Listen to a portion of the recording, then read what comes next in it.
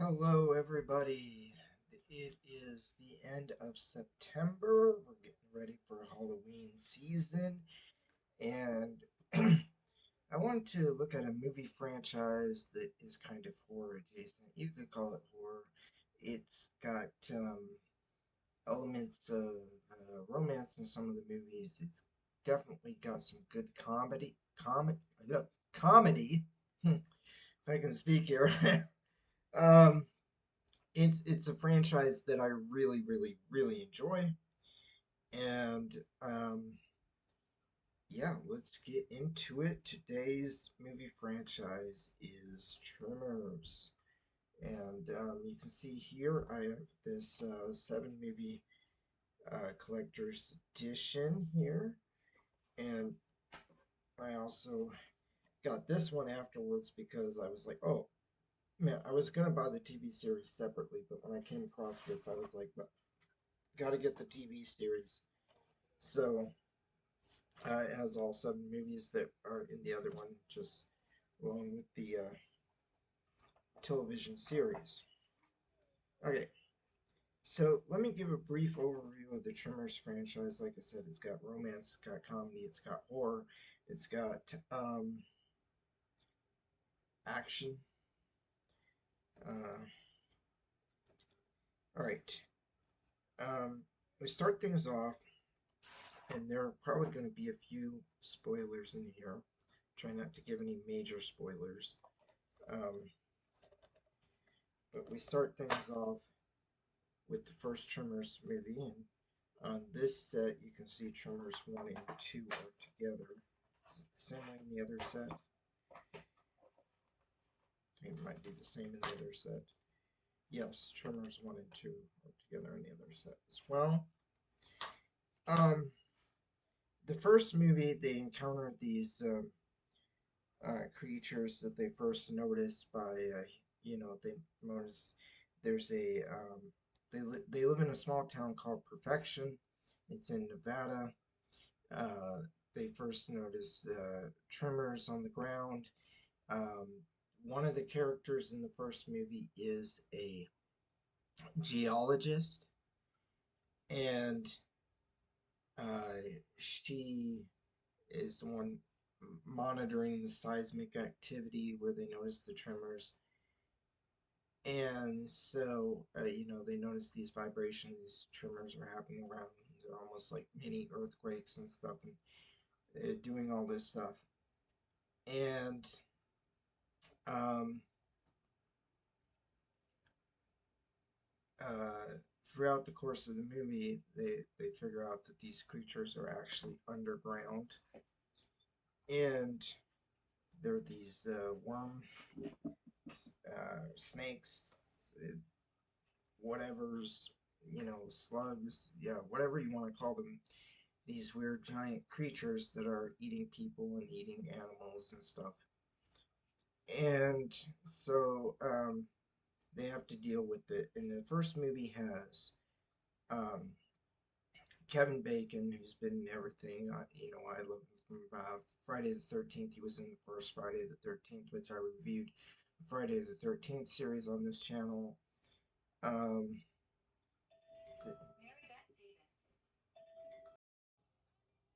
okay, so I mentioned Kevin Bacon. It's also got Fred Ward, who's been in a lot of movies. I remember him from The Right Stuff. Good reference there. Um, you got uh, Michael Gross, who plays Burt Gummer.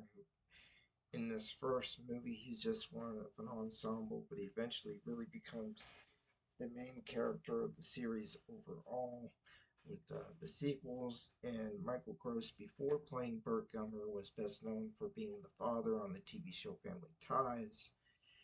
Um, and um, you have uh, Reba McEntire playing his wife in this movie. Um, so some of the biggest names of the series are in the first movie, of course. But this is definitely worth watching. Um, uh, this first movie has some classic lines. Uh,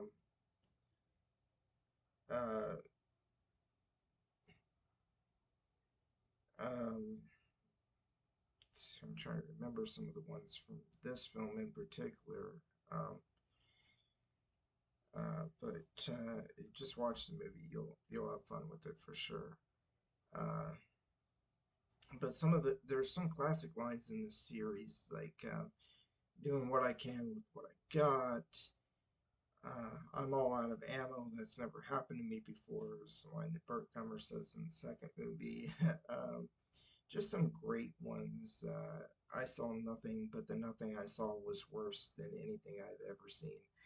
Uh, is one of my favorite lines from the fourth movie, but I don't want to give them all away. Just go watch the movies in case you haven't seen them.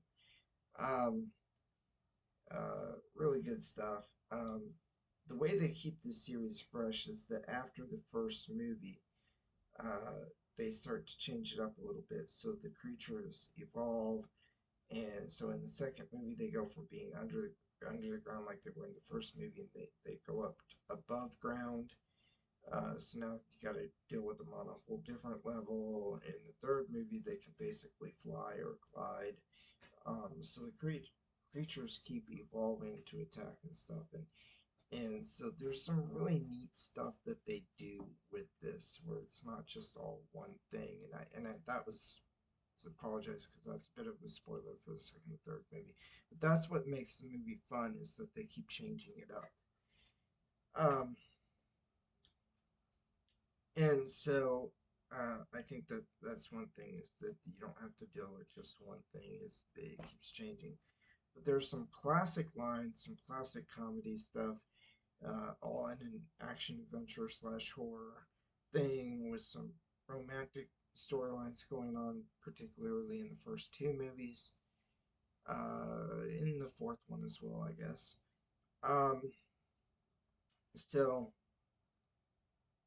um, uh, yeah, and um, the TV series they introduce some new stuff and go into the TV series, which keeps it from getting boring. Um, uh, Christopher Lloyd, am I getting my Christophers mixed up? No, Christopher Lloyd's the one who plays Doc Brown in Back to the Future, I believe. He's in a few episodes of the television series. Um, so that was a good cue. I don't know why the series got canceled. It should have been able to go for more than one season. Um, Later on in the series, Jamie Kennedy comes in. I remember him from the Scream movies. He was a lot younger back then. I'm not really a huge fan of some of the stuff he's done later, but I think he was in This Is the End. I think he had part in Pineapple Express and some other movies. Anyway, um, so Jamie Kennedy is another big name actor in this again with Reba McEntire and Michael Gross and Kevin Bacon and Fred Ward. So, what are some of the other actors I mentioned? Christopher, no, Christopher Lloyd, not Christopher Lee. Um, uh, yeah. Oh, John Heater. John Heater is in this as well. Who played Napoleon Dynamite, best known for playing Napoleon Dynamite. Okay, so now I kind of briefly talked about the movies and what makes them different and so forth. So I'm gonna give my ranking. Okay, I'm gonna start with um, I don't know, number eight for me is going to be uh is probably going to be uh Trimmer's sixth, Cold Day in Hell. I can Cold Day in Hell. Tremors Cold Day in Hell. Oh, okay. Um,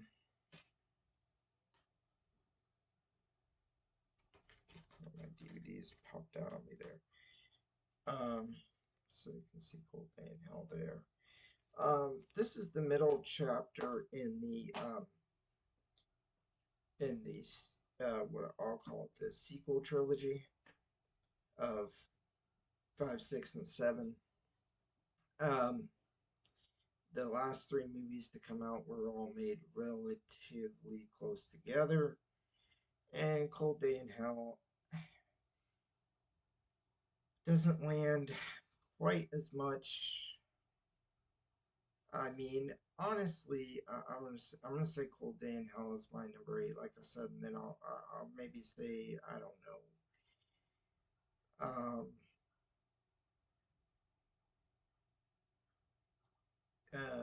Blood.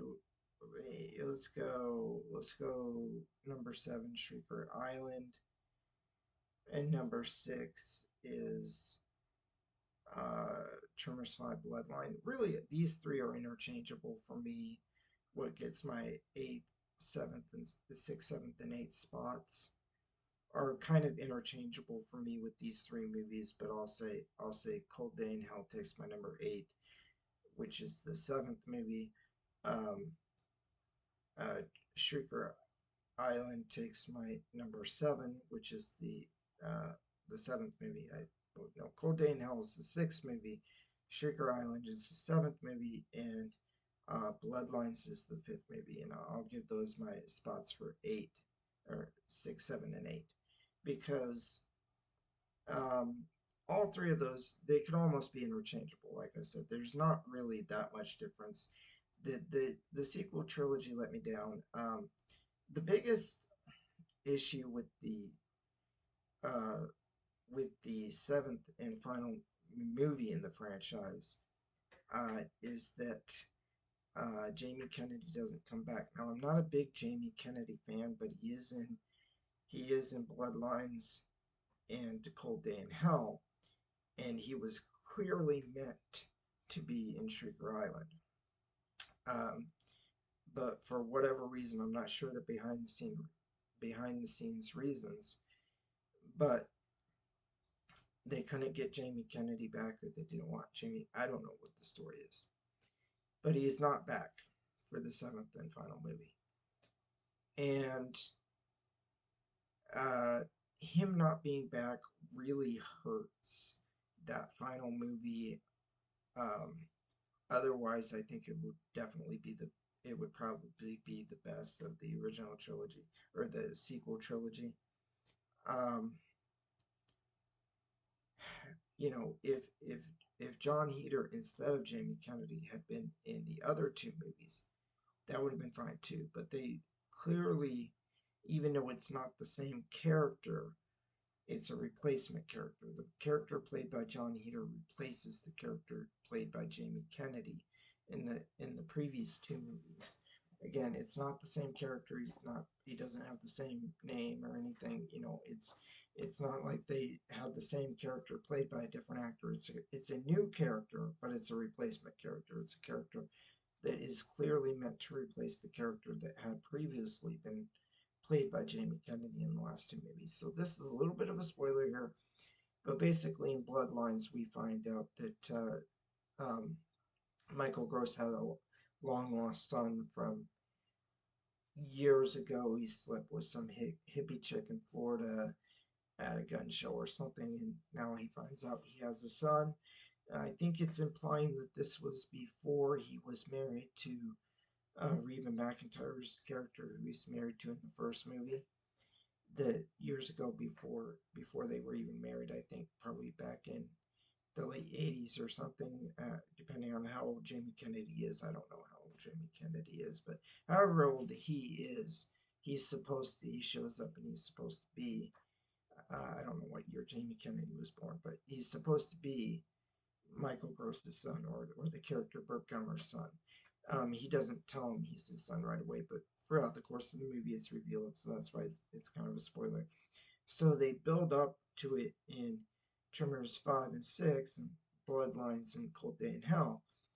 And clearly, they were supposed to conclude that arc between him and his son in Shrieker Island. That was supposed to be the conclusion of the arc. But when the storytelling arc, but when Jamie Kennedy didn't come back, um, and they replaced him with John Heater, it's just not the same.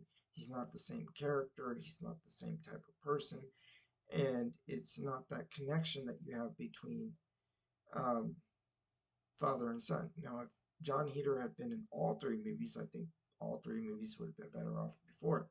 If Jamie Kennedy was in the first two and in the third one, if he was in all three movies, then at least they would have been able to complete that story arc, even though I like John Heater better than I like Jamie Kennedy.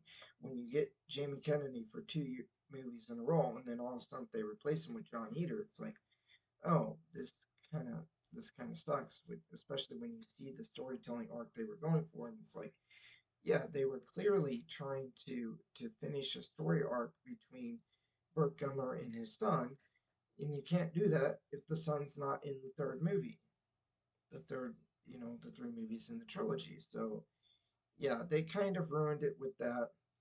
But Shrieker Island is still a good movie. It's still overall, I would say better than Cold Day in Hell and probably neck and neck with Bloodlines as far as being a good movie. It might even be better than Bloodlines.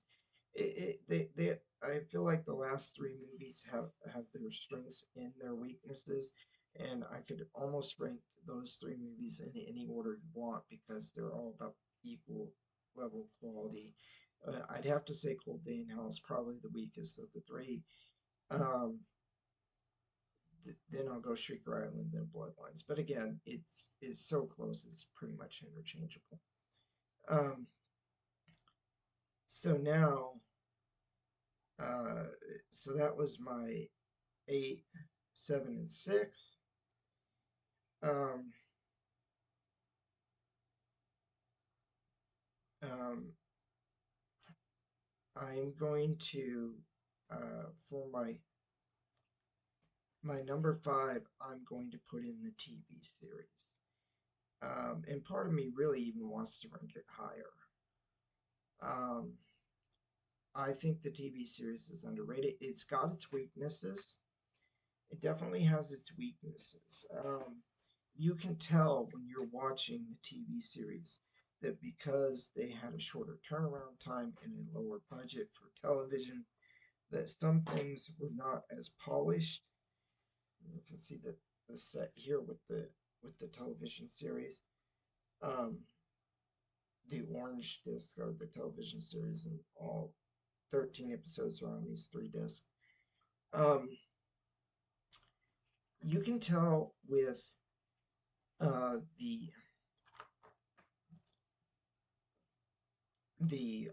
production level that they clearly just did not have as high a budget for the TV series. They got some nice guest stars. I already mentioned Christopher Lloyd. Doc Brown from Back to the Future is in the TV series, and they got some other actors who you might not know their name, but you might recognize them. Oh, this person was in this movie or that movie. Or this TV show or that TV show. So they're actors who've been in other things. Um, I really like the TV series. It does introduce more new elements to the Tremors thing. It just doesn't just rely on the elements to the Tremors lore that have already been introduced in the previous movies or that get revisited in the sequel trilogies.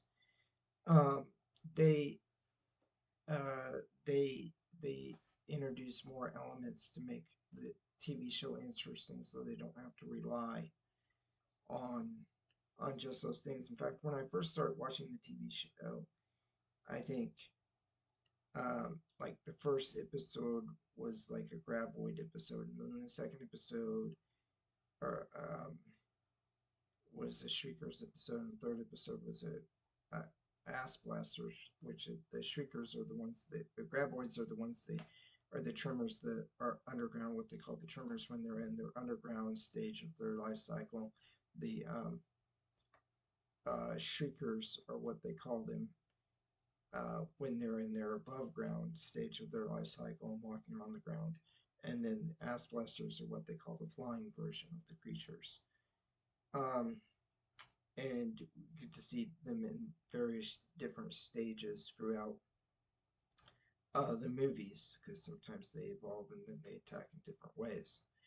And the movies do it real good. It's a real fun thing. The TV series, I was afraid, is it just going to cycle through? Because maybe I'm getting the order wrong, but the first three episodes, there was one, Graboid episode, one Shrieker episode, and one Ass Blaster episode. And so it just felt like, okay, so what's going on here? Are they just going to cycle through this every episode? And the answer is no. They actually find a way to keep it more interesting by introducing more stuff, more different kind of monsters and whatever for them to fight and stuff. Um, so I like the TV series that they fight different monsters, just not just the Tremors and their different life cycle stages, but there's other things, and the way they introduce it is kind of clever, and they go back and so it's like I like the TV series. Yes, there's definitely lower budget, and you can tell that it's more made for TV, but it's still very enjoyable. It also has I want to say his name is Chris Norris, something like that. The guy who played uh, the he was in Breaking Bad. He was the brother-in-law to Walter White, the cop, um, DEA agent or whatever he is at Breaking Bad, and yeah, he is in the TV series. So it's got some bigger name actors in it, and of course Michael Gross is always there for every movie and every uh, uh, episode of the TV series. I think there might be two episodes of the TV series he's not in because he's on vacation. His character went on vacation because I think he directed those episodes behind the camera. But anyway, Michael Gross, who plays Burt Gummer, is really the heart of the franchise. Um, you can see there on the front cover. And um,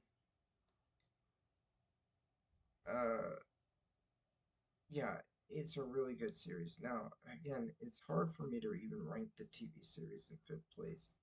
It's rough, but I do realize it's good parts and it's bad parts. Um,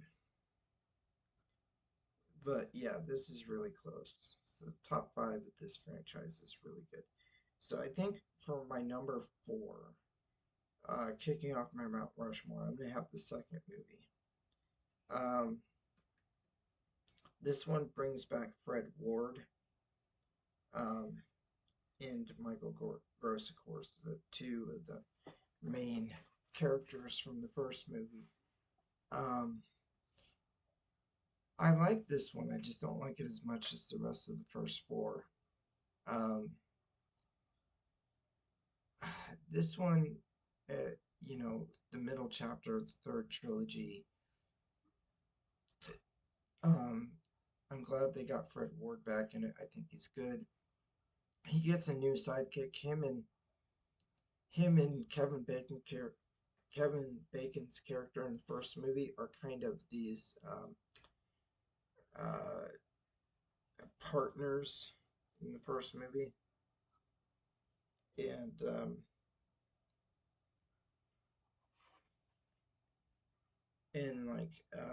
yeah, Kevin Bacon, Fred Ward are partners in the first movie, and in the second movie they bring in this other character who's basically a replacement for Kevin Bacon, um, and they kind of use him in the plot to go after more graboids, and then they're surprised when the graboids turn into shriekers, and it's a whole story. It's told pretty well, just like in the first movie where Kevin Bacon's character got a romantic interest in the first movie with the geologist. Um, this time there's another geologist studying things. They go to Mexico, and this time she becomes like the love interest for Fred Ward's character. So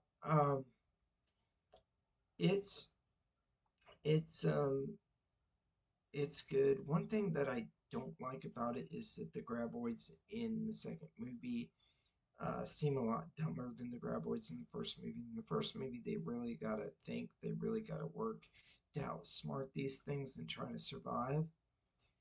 In the second movie, they just seem way easy to defeat. Now, maybe this is a subspecies, a different area. They're not in Perfection, Nevada this time. This time they're down in an oil field in Mexico somewhere. Um, uh, they've been hired by the Mexican government to go kill these things or whatever. But they just seem way too easy to kill in this movie before, and there's a lot of them before they end up metamorphosizing into the Shriekers instead. And I think after they metamorphosize, the movie gets a little bit better. It's fun in the first half when they're killing the graboids, but again, they kill them way too easily. Um, and it kind of detracts from the first movie um, where the graboids were so hard to kill. Again, maybe just this subspecies that live in this other area of the desert aren't as smart as the ones that live farther north. I don't know. So, if I were looking for a fan theory explanation of why that is. But yeah, the second movie has some good stuff. It has some fun stuff. In the first movie, they kind of speculate about where they're from, try to figure out like if they come up with all the um, usual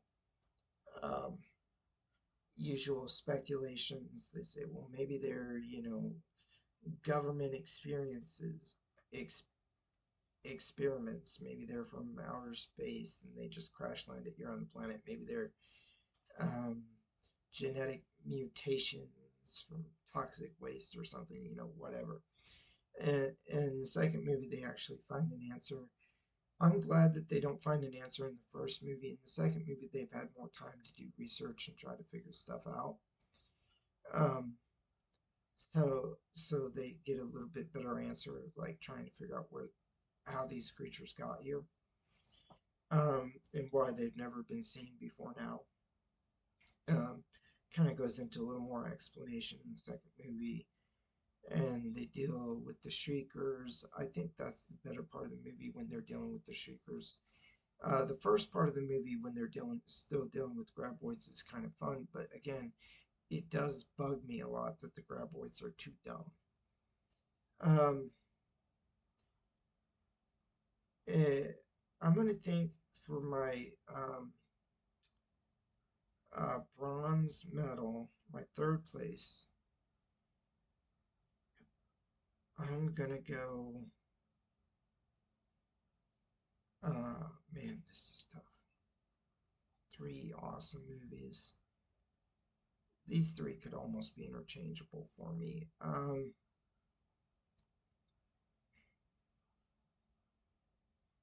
gonna probably go with the third one, Tremors 3. Tremors 3 Back to Perfection. They get another outbreak of the graboids, and then they um, uh, not only make it to the stage of being shriekers in their lifestyle, but life cycle, but then they turn into the third stage, which is the ass blaster stage, as they're nicknamed. And this is a really fun movie. This one's fun. The shriekers, or the ass blasters, I mean, glide. Um, they are this. Uh, they're able to glide. They shoot this like um, flammable stuff out of their ass, and it makes them glide. So they're similar to say like a bombardier beetle, a stink bug. and but they have like wings or whatever, gliding panels, so they glide after they do that. Um, Next is um, Tremors 4, The Legend Begins. This, even though it's called Tremors 4, this is the prequel of the series. I think this was out before prequels were a really popular thing.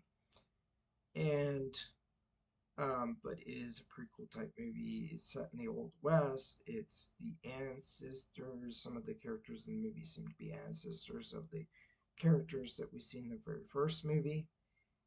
Um, I guess their families have been living in Perfection, Nevada, or that area for a long time.